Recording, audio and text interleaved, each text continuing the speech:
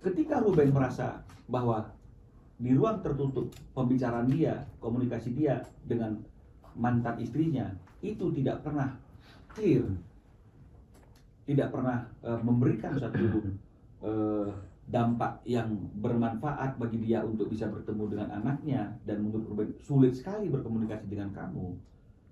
Wajar nggak kalau misalnya kemudian Ruben menunjuk seorang pengacara untuk membela kepentingan hukumnya agar dia bisa mendapatkan hak untuk bertemu dengan anaknya? Di mana salahnya di sini? Baik secara etik maupun hukum, di mana salahnya? Apa ada orang yang gila yang komunikasinya enak-enak tapi kemudian dia suruh pengacara yang menjadi jembatan untuk komunikasi? Enggak ada. Ini pasti karena komunikasinya itu tidak berjalan dengan baik dan Ruben merasa ini kok muter-muter terus, kan begitu artinya. Kok nggak ada satu penjelasan dan apa namanya itu omongan yang sama-sama paham gitu loh. Sehingga akhirnya karena mentok terus ya Ruben tentu dong dia tunjuk kuasa hukum untuk memperjuangkan haknya dia. Di sini di mana salahnya? Baik secara etik maupun hukum. Kalau udah kuasa hukum, ya kuasa hukum yang bicara dong.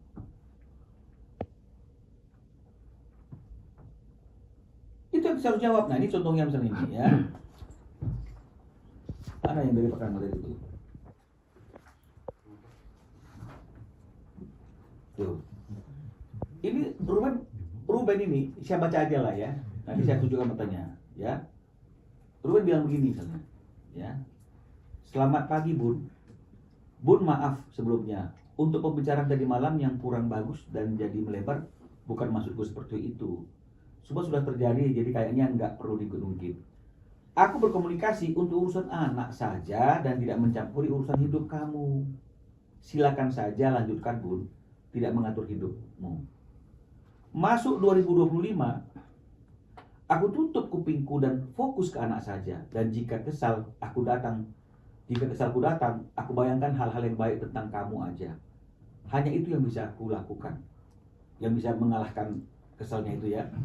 Jadi aku sudah berdamai dengan apa yang terjadi dan introspeksi diri, dan aku tutup mengingat hal-hal baik saja dan senyum untuk mereka penyampai lidah yang nggak bisa ditutup dengan tangan kita. Kita tetap bisa seru untuk anak-anak loh. Kita tetap seru untuk anak-anak dan bisa jalan sama tanpa sungkan. Kalau saat ini pasti masih canggung yang aku rasakan. Itu tadi karena muter-muter tadi itu ya. Selamat bekerja ya Buddha cantik. Yang bagus ya Bun kerjanya. Ada anak-anak yang menanti kamu di rumah. Mantap. Bagaimana nih? Ada yang lain. Nah jadi ya ini dia komunikasi itu. Nah ini lagi misalnya nih. Oke Bun, pakai batik kan gitu. Jadi artinya mungkin mereka janjian untuk ketemu di rumah, di sekolah anak gitu. Ruben bilang, oke Bun, pakai batik kan? Iya ya, mau pakai batik aja ya, jawabannya dia. Ada ide lain nggak? Komunikasi kan bagus nih ya. Itu ide aku aja. Ya gak apa-apa, aku mau ikut. Oke Bun, ini 1 hari sebelumnya. Berikutnya muncul Ruben bilang, aku udah nyampe ya Bun, di jalan. Ya ayah, kata S. Ya Bun, tadi aku pikir masih sama, pakai batik sesuai janjian, karena ternyata S-nya datang tidak pakai batik. Ya, hanya Ruben. Ruben tanya, ini kenapa berubah? Tahu gitu aku pakai kemeja rapi aja, kata Ruben candanya ya. Maaf, aku skip banget. Tadi disiapin baju, jadi langsung pakai aja. Itu Sus yang siapin. Ruben bilang, aman Bun. Aku kayak bapak-bapak aja. Aku kayak bapak-bapak enggak sih, udah tua banget. Dia bercanda. Dia bercanda. Jadi sebenarnya komunikasi yang dibangun oleh Ruben itu cukup. Seperti ini misalnya nih, ya.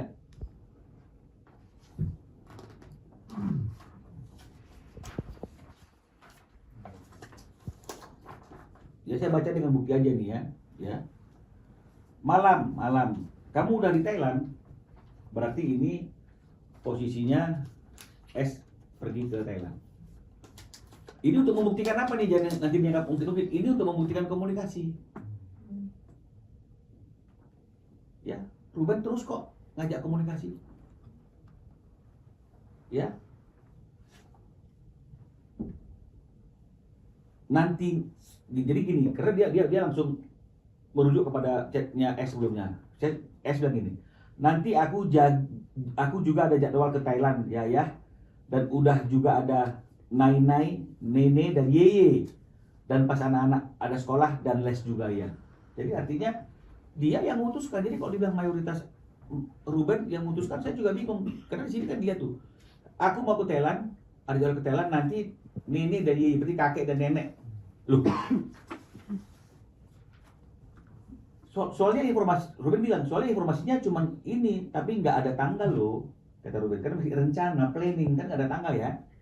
Nah, dia jawab, iya ya, ada Nene dan Yeye di rumah. Kan kemarin udah bilang.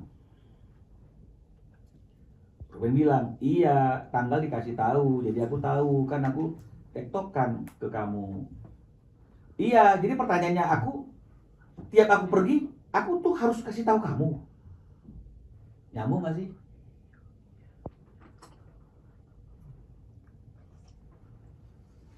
Kan gitu, Ruben kan tanya, kamu udah di Thailand? Kan kaget Rubennya.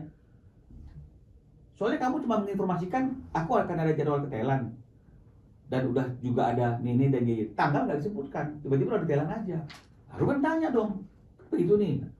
Iya, tanggal dikasih tahu, jadi aku tahu kan, aku tektokannya sama kamu, sama Iko, kamu kasih tanggal. Dia jawabnya gini, iya, jadi pertanyaan aku tiap aku pergi, aku tuh harus kasih tahu kamu. Kan kalau kamu pergi pun aku nggak tanya dan nggak kasih tahu ke aku juga. Jadi rada bingung nih. Ini udah posisi bercerai nih, kalau nggak salah, ya. Loh, jadi Ruben bilang begini, lebih info karena kan anak-anak di kamu. Nah ini ya, ini bukti nanti boleh diambil. Jadi ini buktinya ada semua nih. Ya, tadi saya maunya seperti itu Limban nggak ngomong, tanya saya kasih bukti, tapi nanti kalian nggak mau nanti kan, nah itu ya. Saya tanya apa, keluarkan buktinya, saya nggak ngomong. Nah, tapi kan nggak enak. Nah jadi ini ya. Lebih gini. Jadi rada bingung nih kata si S-nya. Robert bilang, nggak ada yang dibingungin sih. Kan orang tuanya cuma kita. Ya. Iya memang nggak ada. Iya emang nggak ada. Ya gimana? Tapi bingungnya kita udah pisah, kenapa aku harus laporan ke kamu kalau aku pergi? Padahal yang ditanya ini berkaitan dengan masalah anak. Dia berpikir Ruben ngerecokin dianya gitu loh. Oke? Bukan masalah orang tua anak-anak. Ini masih dari S. Ruben jawab lagi. Loh, kan kamu ninggalin anak-anak. Ya nggak apa-apa, tapi bisa diinfo ke aku. Info ke ayahnya kalau bundanya nggak ada. Kan aku bisa tahu dengan siapa dan harus kesepakatan sih, dan tinggal bicara bukan laporan sih, Bun. Jadi artinya biar dia tahu. Kalau bundanya nggak ada, jadi kan dia juga bisa ikut bantuin ngawasin anak-anaknya. Bukan kamu harus lapor kemana-mana gitu loh, ya. Dia bilang lagi, kan udah bilang sama kayak biasa, ada Nene dan Yeye, juga nggak ada yang berubah. Loh dia ngerti nggak? Ini bukan lagi dalam suatu perkawinan. Ini sudah dalam perpisahan. Yang anak-anak ada dalam hak asuhnya dia. Harusnya kalau memang dia meninggalkan anak-anak, yang pertama dia informasikan itu adalah ayahnya. Ruben gak diinformasikan, dia bingung. Jawaban S kan seperti biasanya. Ini kan begitu, ya menyimpang. Oh saya harus laporan, bukan kamu harus laporan, kan aku tahu anak-anak itu ada di mana, kamu kok nggak ada, aku bisa bantu urusin, kan ini anak-anak kita. Ya bukan anak pengacara ya. Yang bilang anak pengacara siapa, kan saya nggak pernah bilang itu anak saya hanya bilang bagi dong haknya ke Ruben, kan hanya itu aja. Saya juga nggak pernah mendeskripsikan apa yang dirasakan oleh anak-anak. Ya saya belum hebat mendeskripsikan, nanti nggak sayang lagi loh, nggak juga. Oh gitu bang, bener nggak? Buktikan aja kalau memang Ruben ada pinjam. Ya, karena sudah ada tuh orang-orang juga yang cerdas, yang paham mekanisme bahwa kalau pinjol, ya OJK itu sudah ada aturan kan, tidak boleh menagih ke rumah kalau memang menagih DC itu di atas jam 10, dia harus di jam kerja itu jam 10. Jadi perlu dipertanyakan itu, ya. Tapi yang pasti ngapain Ruben pinjol kalau dia bisa pinjam ke bank gitu. Ya, jadi itu yang perlu kami sampaikan gitu. Dan kalau memang misalnya dia yang pinjolnya Ruben misalnya datang ke rumahnya dia, kan berarti kan pinjolnya kan sekarang nih. Kan kemarin nggak ada pinjol, ya berarti sekarang nih pinjolnya setelah berpisah. Kan nggak mungkin juga Ruben memberikan alamat rumah Cilandak. Dan debt collectornya nggak lihat berita. Setahun ini sudah kita sanggah debt collector yang mobil dulu tuh salah alamat datang ke sana. Kenapa nggak tagih Ruben? Ruben itu rumahnya bukan di sana. Alamat terbarunya sudah ada. Kerjanya di stasiun televisi. Itu kan sudah beritanya sudah kemana-mana. Ini nggak lihat berita nih debt collectornya masih datang ke rumah yang Ruben jelas-jelas nggak ada di tempat itu.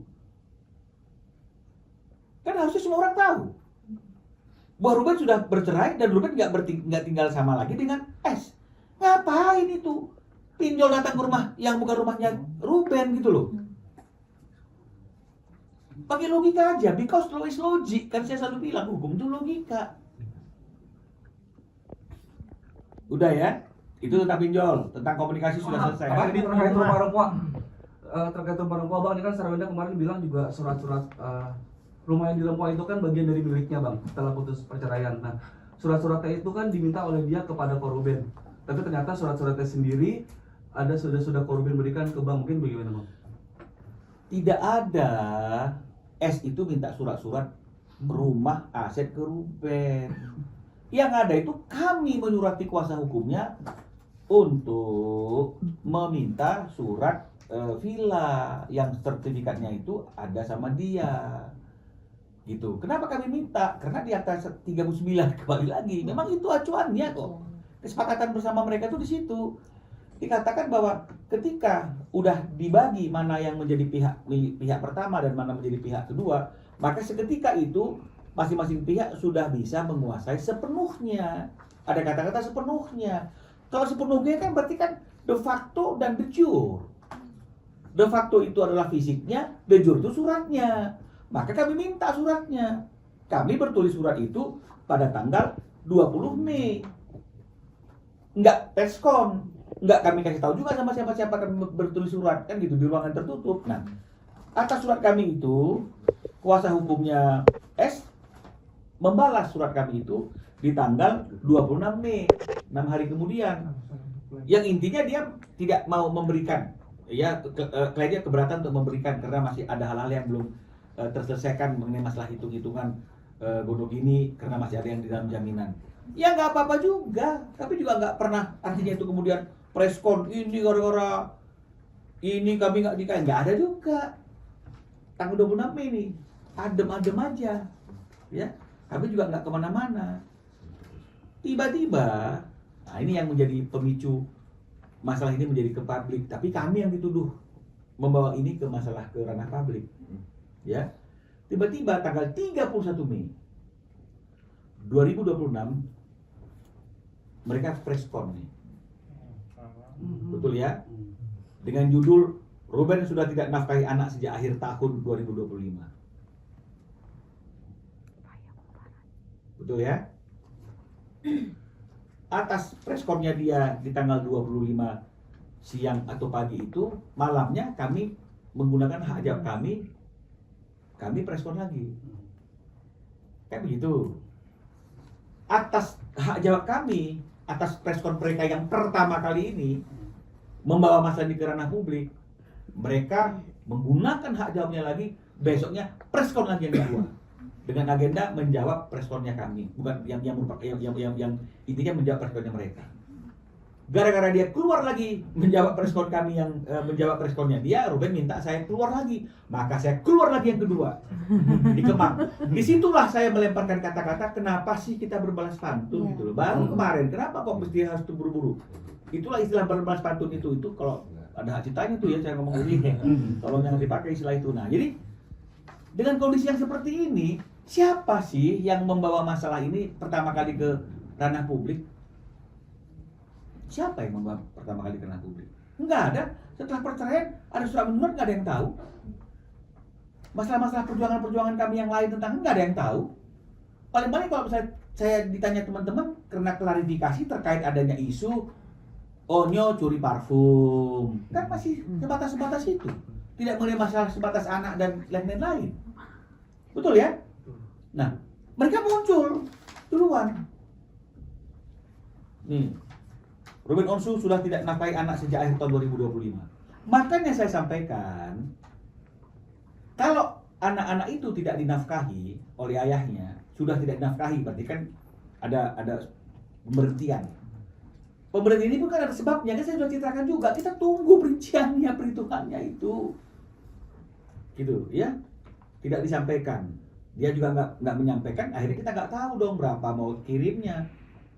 Kenapa nggak kirim 75 sesuai dengan pokok, misalnya kayak gitu. Udah kita coba, nggak happy juga, kan gitu artinya.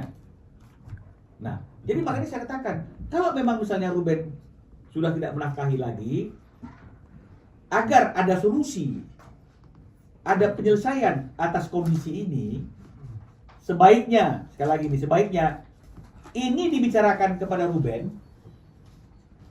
atau disampaikan ke publik. Mau minta uangnya dari publik, uang nafkahnya. Karena pasti yang bisa kasih solusi cuma ayahnya.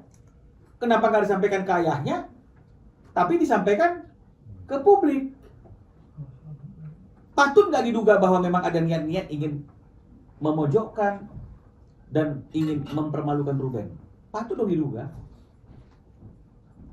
Patut nggak kami kalau misalnya membuka banyak hal untuk bukti-bukti bahwa nggak seperti itu situasinya? Ya patut dong. Masa ketika seorang advokat yang sedang berjuang untuk membela kepentingan hukum kliennya dengan melampirkan bukti-bukti dibilang nggak beretika?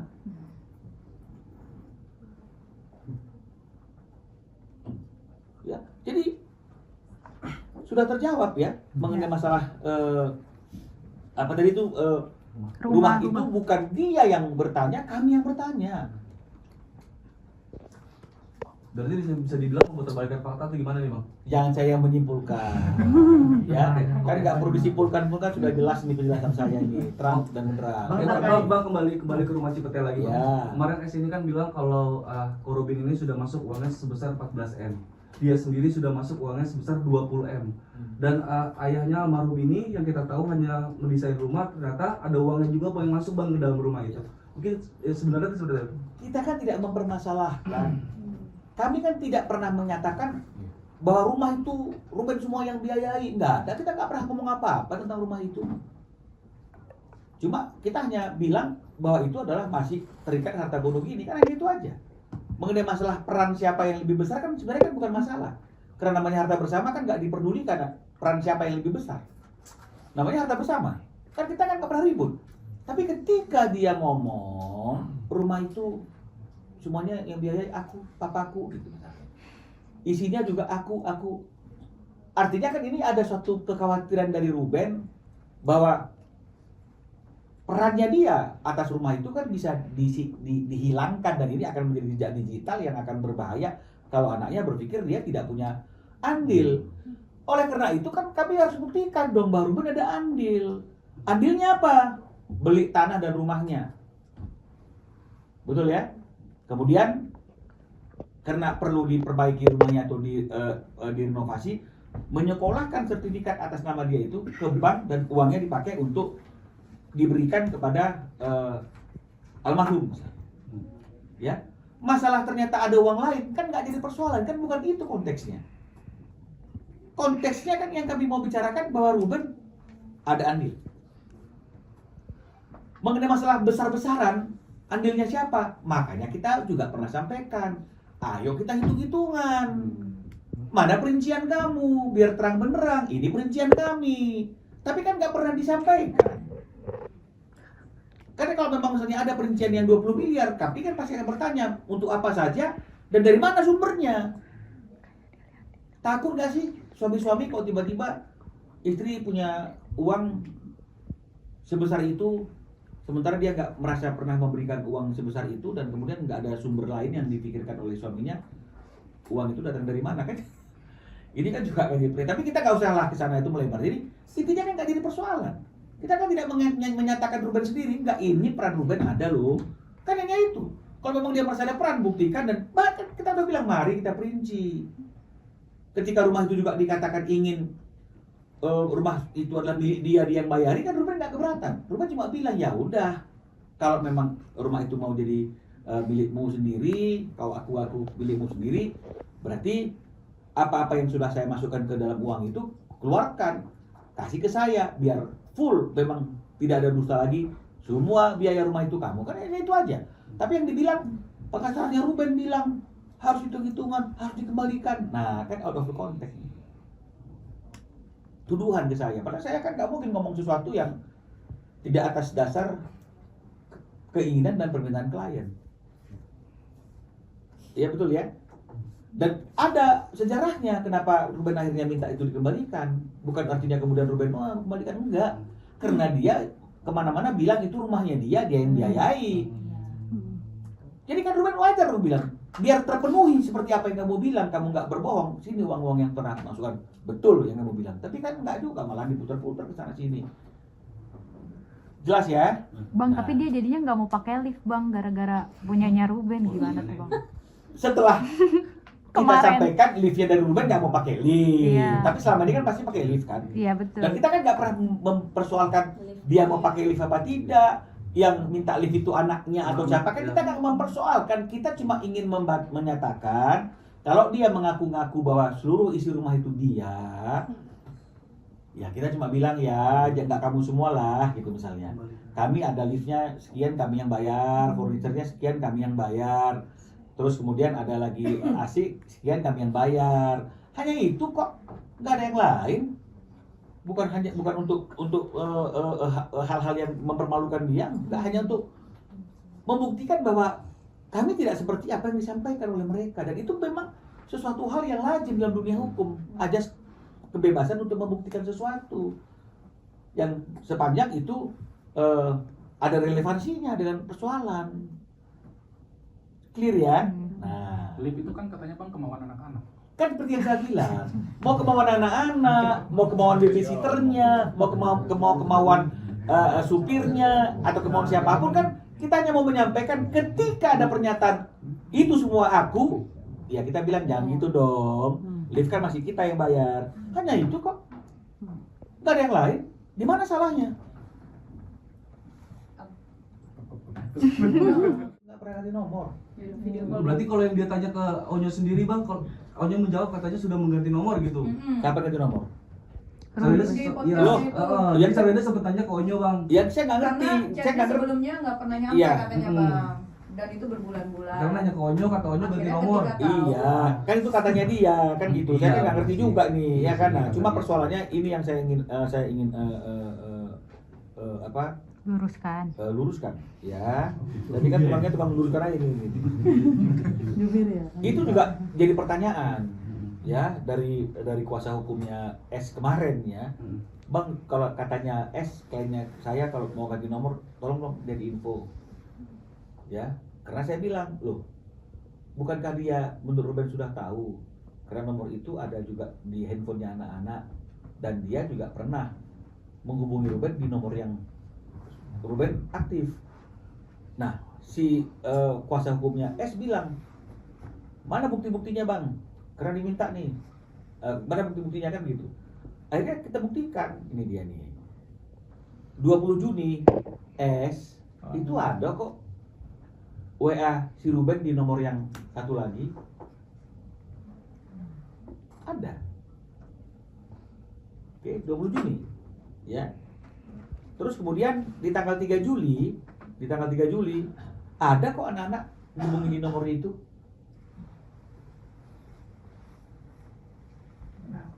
Ya. Di 29 Oktober ada kok ngechat Ruben di nomor itu. Jadi artinya kan gak ganti nomor kan? Dia hanya memilih chat di satu nomor satu lagi gitu. Dan jangan ada isu ganti nomor karena ini ada buktinya kok. Tuh kan. Tuh. Karena ini jawaban, ini pertanyaannya si S. S nih ya. Di Oktober 2025 ini dicontreng sama Ruben ini. Ya. Mau ya ini ya. Dia bilang begini, saya baca aja. Ya dia baru diambil. Baca bang. Maaf, nomor yang satu kok nggak dibalas-balas? Itu di Oktober 2025. Maaf, nomor yang satu kok nggak dibalas-balas? Bukannya mau tahu ganti nomor, tapi karena harus komunikasi tentang anak-anak kan. Nah, tapi kan artinya kan dia bilang, kenapa nomor yang satu nggak dibalas-balas? Ngomong WA-nya kemana? Ke nomor yang satu lagi. Loh, kenapa sekarang dia tidak WA ke nomor yang satu ini? Lalu kemudian keluar dengan mengatakan ganti nomor nggak info. Loh, kita dua. Boleh nggak bang, di luar dari podcast yang kemarin tayang, dari permintaan S itu nominal nafkahnya kan jumlahnya besar sekali bang, meskipun ditransfer bertahap. Nah, ada nggak sih bang saat-saat Ruben itu merasa bahwa gua kayaknya diperas nih gitu?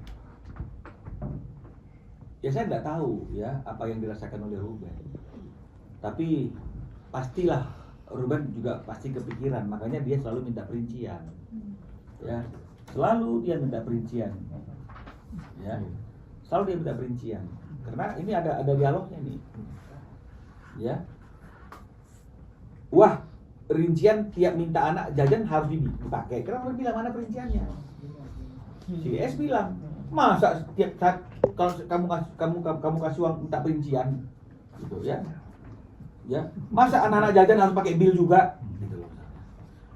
Bukan bil, yang penting beli Citatos kan harus ada perincian lah, pertanggungjawaban kan gitu contohnya gitu. Hah? Dia bilang ini contohnya, dia bilang ini ya masa tiap apa rincian anak jajan harus pakai bil, mereka minta bil harus pakai bil. Kan hanya catatan pengeluaran saja yang diminta oleh Ruben biar tahu detailnya. Nah, atau gimana nih? Jadi kalau emang ayahnya mau mensupport kehidupan anak ya yang benar. Loh gimana nggak benar? Dia harus cuma minta perincian, ya? Itu kurang rinci katanya. Nah, yang uang ini, uang itu, uang pokok anak nggak tahu untuk apa ini, itu kurang rinci. Kartu kredit. Nah, jadi kan ini yang membuat Ruben akhirnya udahlah pakai kuasa hukum aja lah, mungkin lebih bisa berkomunikasi kan begitu artinya, oke? Ya, itu kurang rinci. Emang semua yang mereka minta harus pakai bil? Ruben bilang kan disupport. Kan dia bilang ini kan kalau mau supportnya support yang benar dong. Ruben bilang kan disupport. Nggak ada tuh Ruben, nggak ada. Ya, malah banyak yang aku nggak masukin loh. Dia bilang malah banyak nggak aku masukin. Kalau mau dijabarin mungkin lebih dari yang 200 juta itu kali kan gitu artinya kan. Tapi ini enggak gitu lagi. Ya tinggal bilang saja kata Ruben, nggak usah ditutup-tutupin juga. Makanya ayo dong kita hitung-hitungan biar aku tahu juga kamu peran kamu ada. Kan begitu kan. Ruben bukannya mau bilang apa-apa kan. Malah banyak yang aku nggak masukin, lo masukin aja kata Ruben, kan bagus dong. Nah, kan begitu. Terus kemudian ya itu kemudian ya kembalilah ini notulen ini lah ya, yang Ini kan semua dari 1 jam podcast yang ditayangkan itu tidak ada satupun barang bukti berupa chat kah atau apakah yang ditampilkan gitu bang, malah menuduh segala ada perselingkuhan dan lain-lain, mungkin akan menempuh jalur hukum ya belum terkait ada ini. arah sana ya, jadi mungkin dia nggak ingin membuktikan ya, mungkin takut melanggar etika ya, nggak ngerti juga, atau mungkin nggak ada bukti atau apa ya, saya nggak ngerti. Tapi orang-orang kan memang beda-beda kan cara kerjanya, makanya dia bilang kuasa hukumnya beda, ya memang beda. Kalau kita harus ada faktanya kan begitu. Ya dia mungkin nggak mau nunjukin fakta, ya takut kena etika kali atau apa, saya nggak ngerti. Nah tapi yang pasti di salah satu podcast itu kan dikatakan bahwa uang yang terbesar yang dia pernah terima itu adalah 200 juta. Betul ya? Tidak pernah lebih. Jadi saya mau tunjukkan bahwa variabel uang yang dia terima itu memang tidak selalu 200 juta, kadang-kadang 207, ya, kadang-kadang 207 juta, ya, kadang-kadang 243 juta, ya, kadang-kadang 260 juta, itu nggak selalu 200 gitu loh, ya, ini dia 263-nya ini ada di 263, jadi memang benar, ya, ya nggak 200 juta gitu loh, duit, ya. Nah, jadi memang ada sih dari sekian banyak yang 200 juta ini ada sih sekali yang di bawah 200, tapi jujur gitu nilainya cuma 187 juta. Cuma Pak. Ya kan katanya kan seperti itu. Ya, nah, ya. Jadi itulah dia ya. Bang, mungkin ini ini mungkin terakhir. Bang, video udah 2 jam, Bang. Yuk. Dia boleh sih. Ya, dia boleh sih ngomong nggak pernah bilang cong. Ya, kan saya sudah bilang kalau di ruangan terbuka aja berani, apalagi di ruangan tertutup tiba-tiba Ruben keluar memang dia panas sering. Dia boleh bantah, nggak jadi persoalan. Karena memang kadang-kadang dalam hidup ini orang yang mengucapkan itu lebih cepat lupa daripada orang yang mendengarkan. Nah, jadi nggak jadi persoalan. Ya itu waktu itu dia yang perlu kami sampaikan. Dan termasuk yang dikatakan bahwa dia nggak pernah ribut-ribut di depan anak-anak. Dia nggak mau ribut-ribut yang artinya seluruh keluarga besar tahu, betul ya? Nah, dan karena dia ada etika, betul ya?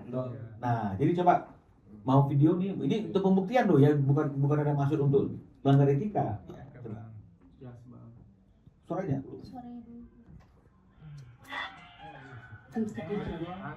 Gedein, Bang. Miringin bagus tuh. Nah, layar apa? Agak Ini. layarnya. Brightness cahaya kali ini ya. Brightness cahaya. Iya, ya. Nice. Rotasi. Manfaat. Tuh. Satu rumah tahu tuh. Ruben dimarah-marahin nih. Itu gara-gara apa kan? Gara-garanya nggak usah, nanti orang lain. Itu masih dalam pernikahan ya, Bang? Kan bilang kan bahwa tidak pernah ribut sama Ruben di depan anak-anak. Jadi anak-anak tidak pernah melihat dan mendengar, kan begitu. Makanya ditunjukkan pada waktu pernikahan. Dengan kondisi seperti ini, satu rumah turun semua. Kira-kira anak-anak dengar nggak sih? Jadi kalau dia bilang tidak pernah lo ribut bertengkar di depan anak-anak, ketika di ruangan tertutup ini kayak begini ngapain? Emang nggak dengar semua orang? Ini dikaitkan dengan itu ya Bang, perselingkuhan katanya gara-gara ini mereka ribut besar. Ya saya nggak tahu konteksnya. Tapi kan yang ingin saya sampaikan bahwa